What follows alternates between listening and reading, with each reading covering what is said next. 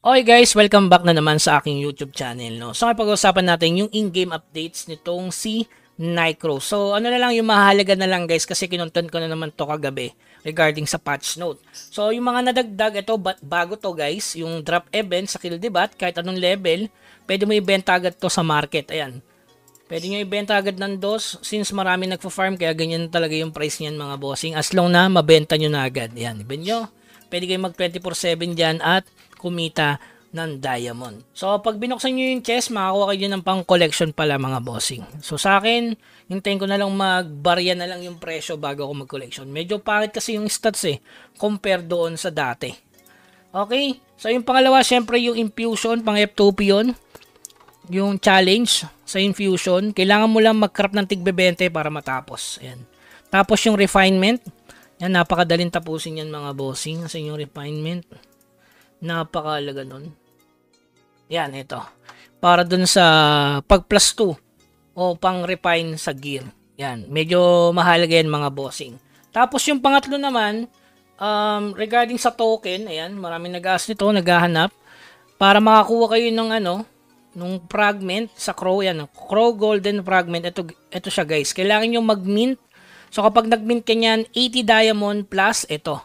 So, pwede ka makapag-codex dyan. Maganda rin. Kahit 100. Tapos, dito naman, meron pang isang pang-craft doon sa event na pinagtatalo na nakaraan. Itong Orb Selection Chest. Itong Orb Selection Chest, halimbawa, meron ka na nito, kailangan mo lang ng 48 pieces para maging sure legendary. So, may twist dyan mga bossing. Kailangan meron kang weapon style para makapagpa-level ka ng para ma-level 5 mo siya. Para matapos mo yung event. Kasi kung di mo ito mali-level 5, hindi mo makukuha yung Sure Ball Legend. So, kailangan mo ng rare na 32 pieces kapag walang epic. Pero kapag isang epic, 22 pieces na rare. Kapag dalawang epic, 11 pieces na rare.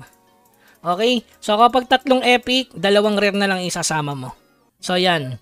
Bago ka sumali dyan, make sure, guys, 70% yan kapag yung itatranscend mo sa level 5. Kapag naman level 1 is 90%.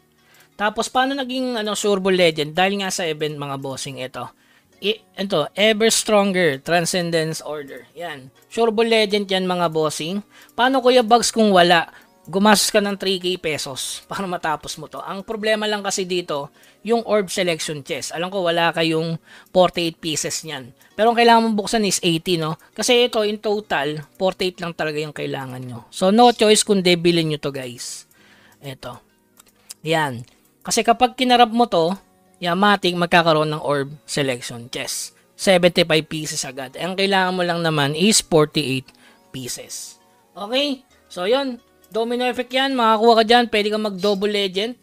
Kasi ito may challenge dito. So, marami naka-double legend. Pwede kayo mag-comment dyan sa baba kung naka-double legend kayo. Yan yung one of the best pagdating sa mid spend sa Nycros. Kaya wag niyong palagpasin. Lalo na yung nakaraan, yung Hero Relay. Sobrang solid nun mga bossing.